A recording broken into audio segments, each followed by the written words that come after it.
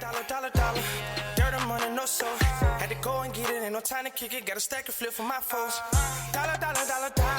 Please tell me you can hear me. Don't turn your back and don't neglect me. Just let me know if you need me.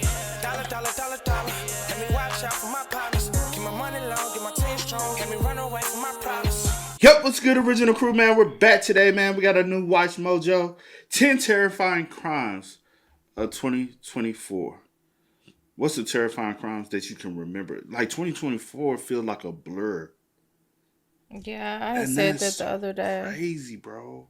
I feel like just so much was happening. Now, 2024, you know why 2024 feels like a blur? We're still in January, right? And so much has happened. You got the start of the new year with the attacks in New Orleans. Yeah. Then the shootings in New York. The nightclub shootings. You don't remember that? We didn't really see the reports because they were covering They were covering the one that happened in New Orleans, but it was a nightclub shooting. And then what about And then fires. And then the truck. The Tesla. The Tesla. The Tesla truck. What is it? A cyber truck?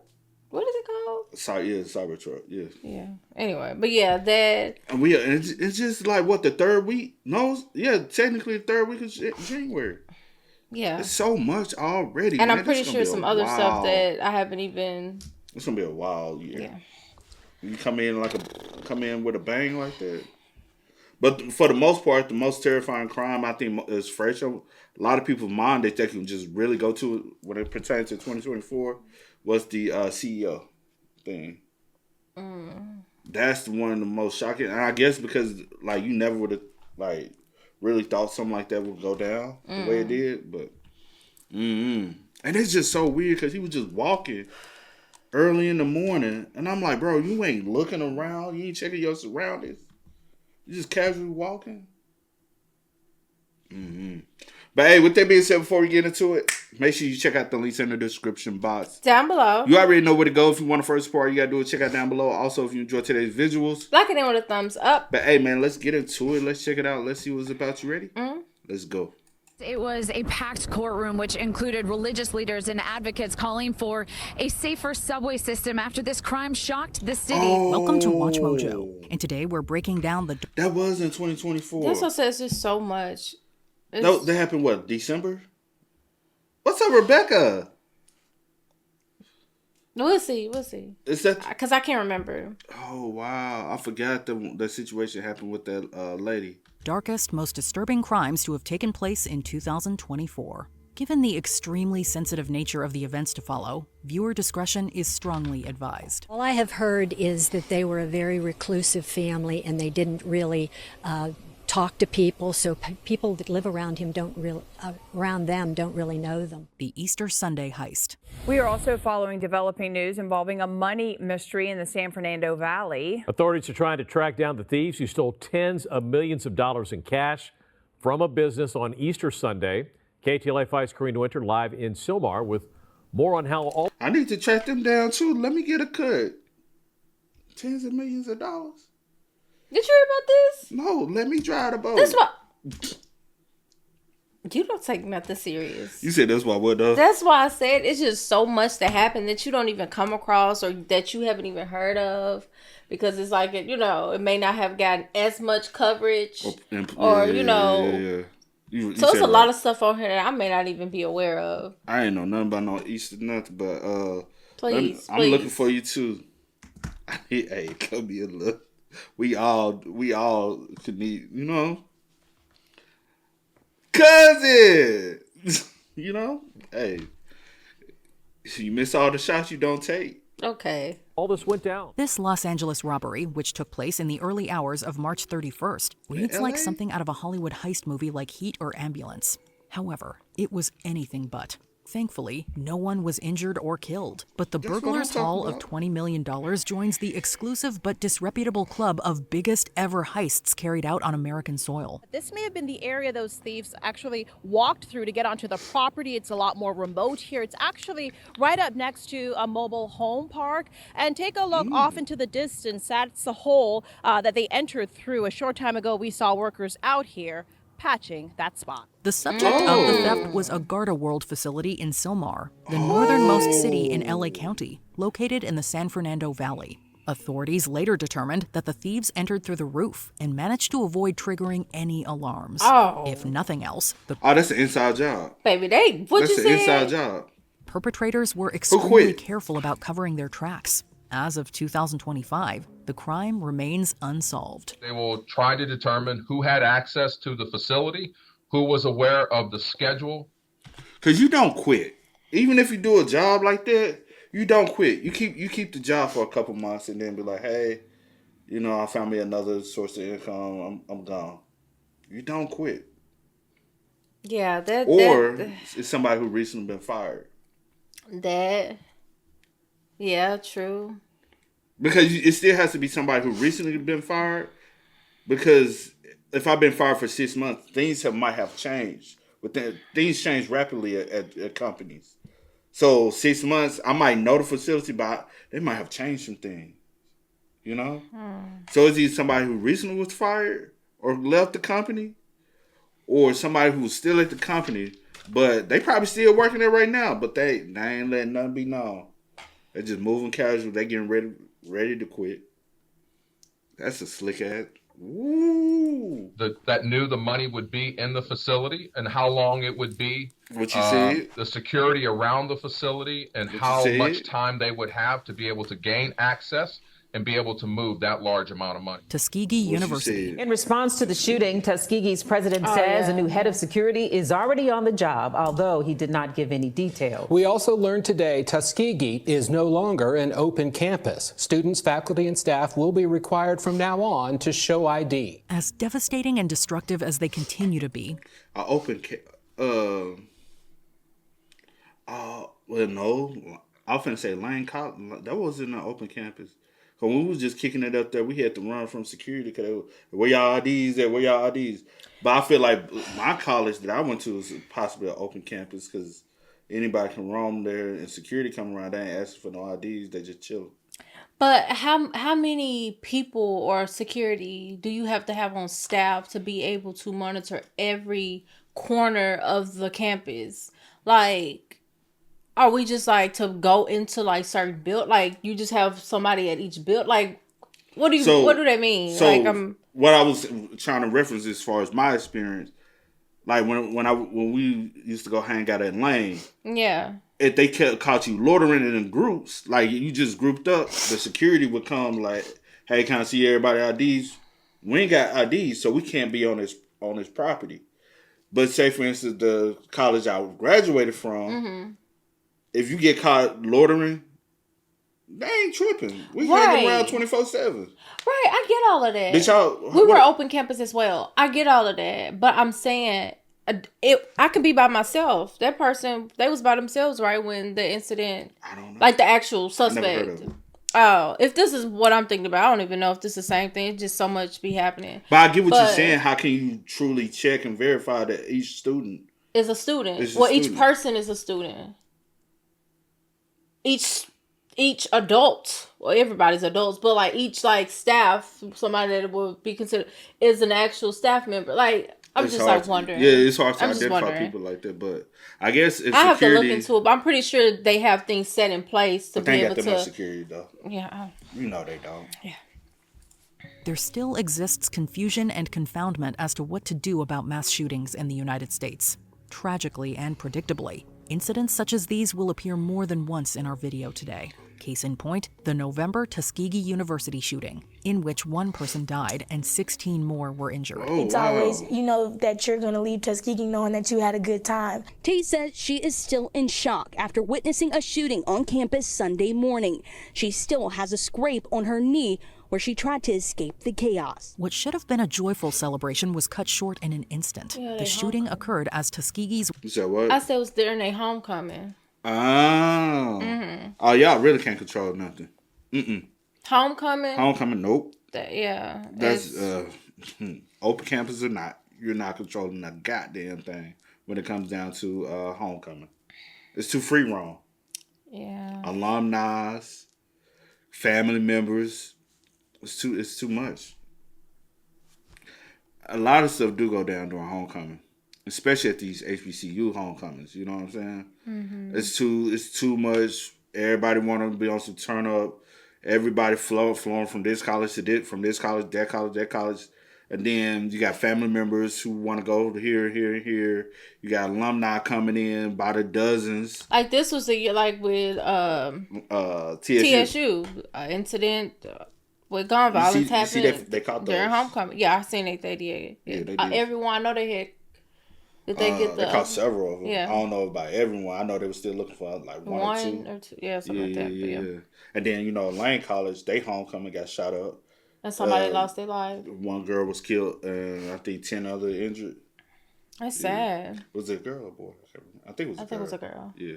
What should have been a joyful celebration was cut short in an instant. The shooting occurred as Tuskegee's 100th homecoming celebration was coming to an end, and gunmen fired at on-campus apartments at roughly 2 a.m. Two suspects were arrested, and the parents of Latavion Johnson, who was killed, filed a lawsuit against the university, one of the shooters, and more. The lawsuit also names the former chief of the Tuskegee University's police department, 2 security companies, and an employee of one company. Joliet, Illinois. The Will County coroner identifying the victims as the suspect's mother, 47-year-old Tamika Nance, his aunt, 38-year-old Christine Esters, who's a corrections officer at the Joliet Treatment Center, also killed 35-year-old William Esters, the suspect's uncle, also 31-year-old Joshua Nance, his brother who was bedridden. Sometimes shootings and other crimes like the ones we're covering today raise more questions than they do answers. That is no more true than in the case of 23-year-old Romeo Nance, who killed 9 people as part of a seemingly premeditated spree on January 21st, 2024.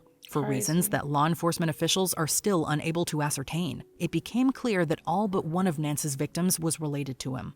These included Nance's mother and uncle. Finally, the suspect's 3 sisters, 20-year-old Alexandria Nance, 16-year-old Alana Nance, and 14-year-old Angel Nance, all shot to death. We can't get inside his head.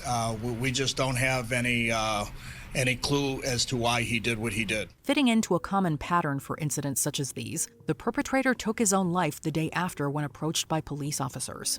John Hanson, Nance's alleged accomplice, was arrested on 3 counts of murder among other charges that May. We do believe that he had an accomplice. I didn't know he had an accomplice. Oh, did you know about this story? Yeah, but I didn't know. I thought it was just him I didn't know somebody else involved with him. Yeah, I didn't know that either, bro. Maybe they can get some answers from him. That's crazy. These shootings at the 2200 block were the original shootings, and then the 2 random shootings took place shortly thereafter. Apalachee High School. He got on the bus with a backpack, and we believe he had concealed the firearm in the backpack. We know that he concealed it with some sort of something that he had wrapped around it, as if it was a project, a school project, if you will. He had obviously stored magazines and rounds in that backpack with it as well. The sheer horror of the facts of this September 2024 school shooting are disturbing enough on their own. In just 6 minutes, 14-year-old freshman Colt Gray killed 4 at the Winder, Georgia high school, and 9 more were injured. You know that he entered a bathroom, and he stayed in the bathroom for several minutes.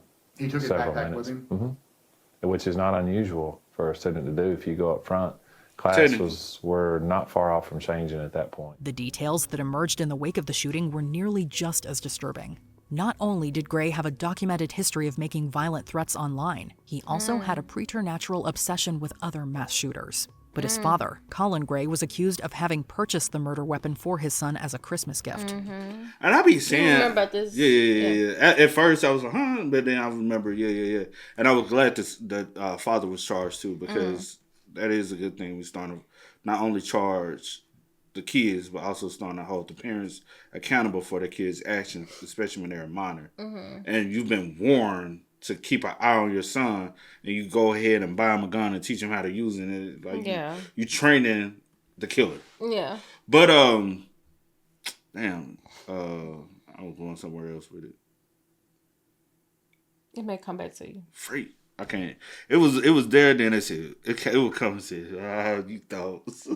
His father, Colin Gray, was accused of having purchased the murder weapon for his son as a Christmas gift. Both Grays faced criminal charges: 4 counts of felony murder for Colt and 2 counts of second-degree murder for Colin, among others. And that question has been asked: why didn't they shoot him when he committed to putting the gun down and laying out? Oh, I know where I was going to. I always say that I do believe like a lot of these, like I've had the conversation with you before, of the glamorization of these acts, right? Mm-hmm. And how they're popularized and talked about so much, where I do think people literally get obsessed with not just learning to prevent, but learning to learn from what they did so they can carry out the same thing and see where they messed up at. You know what I'm saying? Because they were becoming fans of these people. Mm-hmm. Like even, say for instance, with the Columbine situation, they tracked them down and said that was able to see that they were fans of people who had did mass harm prior. Yeah. Not school situations, but other situations. They became fans of those people, and that's how they get the inspiration. So maybe we stop popularizing a lot of these insane people. Also, we probably can reduce, you know what I'm saying? Because if I get online and I start studying my favorite, you know what I'm saying? Like me, when I do deep dive, I try to deep dive and see where things went wrong. What clues, what signs, you know what I'm saying? Because she be like, when I find out about certain crimes, I do deep dives. But now on that level, you know? Not on the level where I want to go harm people. I'm just like trying to study, kind of understand, try to see if there's any type of way you can understand the actions of this person. Most of the time you can't. Mm-hmm. Sometimes you can kind of presume certain things. Why are you getting them side eyes? I'm just looking. People always talk about your little side eye. And they shoot him. When he committed to putting the gun down and laying out in the prone position as he was told to do so, that threat ends. We put him in handcuffs and the threat's over at that point. Lakewood Church. The shots rang out just minutes before the Spanish language service was set to begin at Lakewood. You can hear people in the video saying, calm down, in an effort to avoid further chaos as people run for cover. We also got another video that shows people running out of the service and police officers running towards the direction of gunfire. It is abundantly clear that no locations are safe from mass attacks. That was made apparent on February 11th, 2024, when 36-year-old Genesee Moreno opened fire on the non-denominational Lakewood megachurch in Houston, Texas. Moreno was killed after a confrontation with two off-duty police officers who fired on Moreno after she took aim at them with an AR-15. 3 independent sources confirmed to KHOU's investigative reporter Jeremy Rogowski that the identity of the suspect is 36-year-old Genesee Yvonne Moreno. Moreno also went by Jeffrey Escalante in the past. She has previous arrests for several crimes, including unlawful carrying a weapon. Although no one else died as a result of Moreno's actions, her 7-year-old son required emergency surgery to remove part of his brain's frontal lobe after being struck by a stray bullet. The deceased was mistakenly identified as a transgender woman by right-wing commentators after it was revealed that she had previously employed the alias Jeffrey Escalante, thus serving as an unwitting participant in the ongoing culture war. We do have reports she used multiple aliases, including Jeffrey Escalante. So she has utilized both male and female names, but through all of our investigation to this point, talking with individuals, interviews, documents, Houston Police Department reports, she has been identified this entire time as female, she, her. East Lansdowne, Pennsylvania. We continue to follow the latest developments from East Lansdowne. The Delaware County District Attorney confirmed the remains of 3 people have been recovered from the burned out home following the shootings and fire yesterday afternoon. 3 more are still missing. Earlier, the DA said he believed the 6 missing people were presumed dead. Another case in which the deaths of those involved have precluded proper closure. Con Van Lee took the lives of his nieces, brother, and sister-in-law before claiming his own in a brutal firefight with responding officers. After those officers had arrived on the scene, they were also forced to contend with a raging house fire that they suspected Lee was responsible for. Did she tell you how they got out? No, we don't know. Suddenly it happened so fast, okay? Nobody know what happening. Nobody know what happening. Suddenly he's upset and he used a gun. Seemingly incited by an argument between Lee and one of his nieces, the shooter's mother revealed that she had no knowledge of her son's gun ownership and that she didn't believe him to be mentally ill.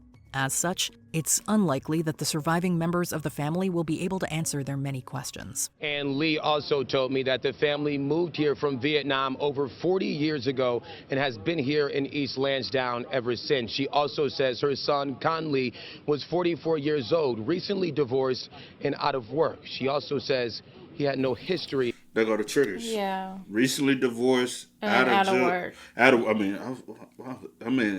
work. Yeah. Those are triggers. And so whatever he might have previously been dealing with, if it is any type of depression or anything, those two factors can possibly spiral someone. Yeah. So it low key kind of makes sense. Not to justify or anything, but understand the snap. No, I know what you're saying. Because she said that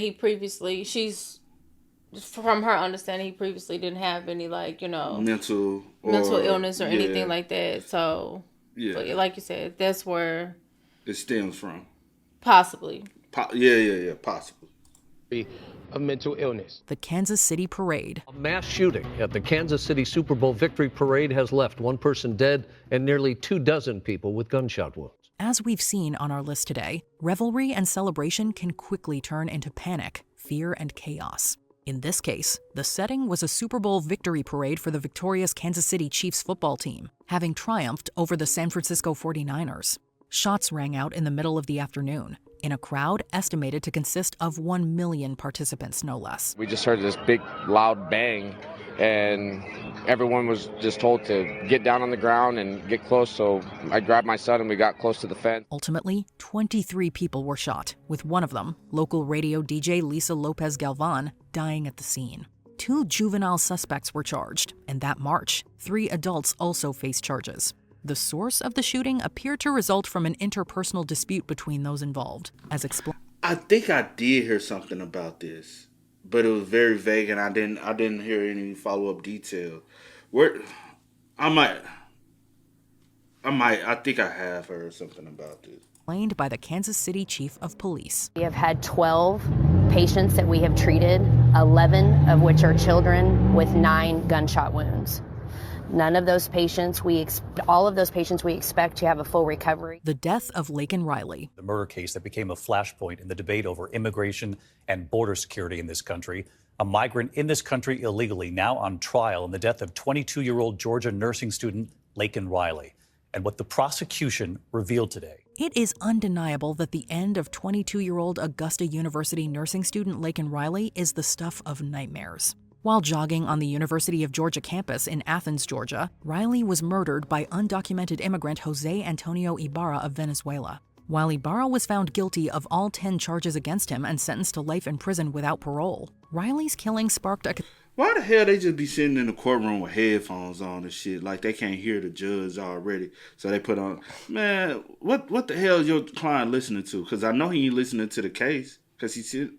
Oh, translation. It's the translation. I was gonna finish letting you talk, and then I was gonna say 9 times out of 10, it's the translation of what's going on. He know what the fuck going on. Now, you know you took somebody's life. You know what you're here for. But I guess to hear everything in detail.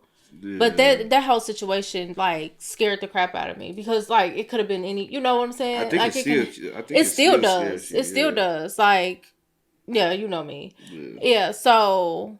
Because it could have been anybody. Like, you just out doing what you do on a daily. Minding your own business, getting some exercise, trying to take every precaution you already can. And then this happened. Because you don't want to live in paranoia in your own, you know what I'm saying? Like, because you doing what you do isn't foreign to you. Mm-hmm. Him being here in America is foreign to him. So he's operating... the whole situation, when I heard it, it was just devastating, but yeah. I just like I wonder what drives someone, you know what I'm saying? But also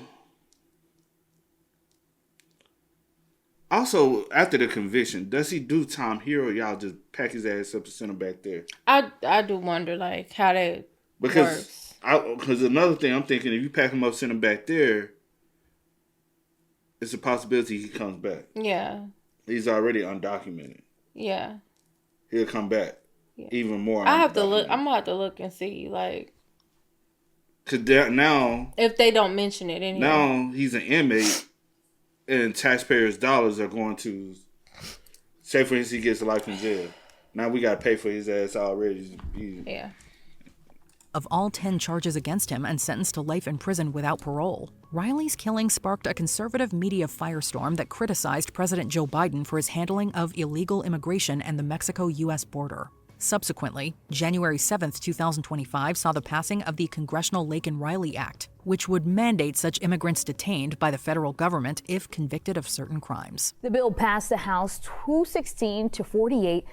You're taking a look at the breakdown of all of Georgia's 14 representatives and how they voted. You can see this vote is split down party lines, except for Democratic Representative Lucy McBath, who voted with Republicans in support of the legislation. The first assassination attempt against President Trump. That's a little bit old, that chart. That chart's a couple of months old. And 2024 was, to put it lightly, an election year to remember. Not only did incumbent Joe Biden drop out of the presidential race after the primaries, leaving Vice President Kamala Harris to hold the bag, but then former President Donald J. Trump was the target of not one, but two separate assassination attempts.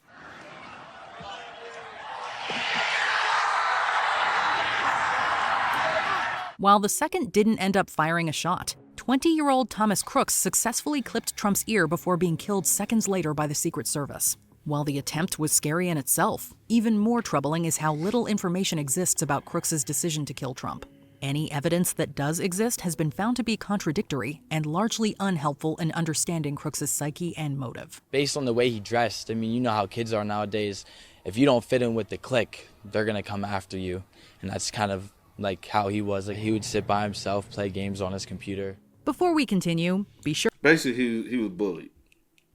We all understand that. We all seen that, been through that. Bullying, and I understand how society views bullying, but also in some instances it can help you build a little tough skin with some people. Some people they can't adapt to it. Some can. You know what I'm saying? I think at some point in life, I think everybody has dealt with bullying at some degree. Would you say so? Personally, no, but we had this conversation before on camera. I've never been bullied before, so I can't say. But that's your viewpoint of it. But somebody else might view it as, no, that's considered bullying. Whatever.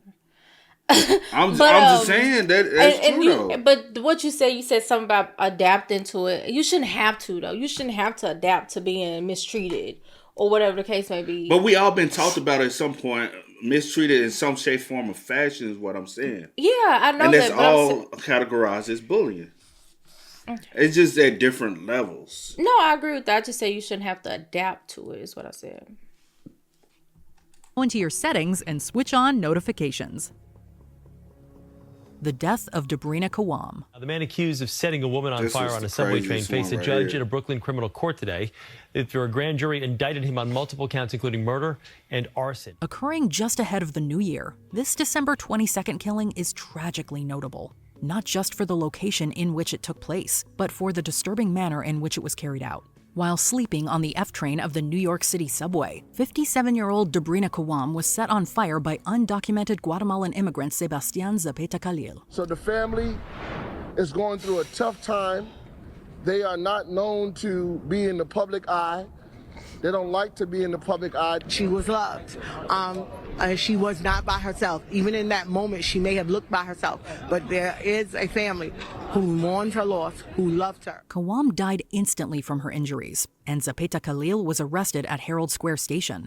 The perpetrator claimed that he had no memory of the event as a result of heavy alcohol consumption. Kawam's murder brought about renewed attention to issues of safety and security aboard mass transit in New York. If convicted, Zapeta faces the possibility of life behind bars without parole. The next court date here is set for March 12th. In Brooklyn, Natalie Duddridge, CBS News, New York. If you are in the United States and need someone to talk to, don't hesitate to contact the National Mental Health Hotline at 1-866-903-3787. That was a crazy vid right here, bro.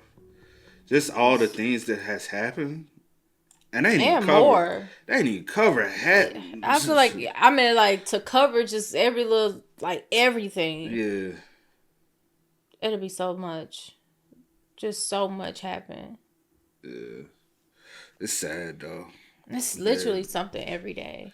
Yeah. Feels like it. It feels like it. And that's sad. And even more stuff. Yeah. Y'all spam us up in the comments, man. Y'all let us know y'all thoughts about it for us in the comment section down below. But until next time, y'all know how it go, man. I do go by the name DJ New Kid. This is Sierra Nicole. We are Kid and C. We out. Peace. Please tell me you can hear me. Don't turn your back and don't neglect me. Just let me know if you need me. Dollar, dollar, dollar, dollar.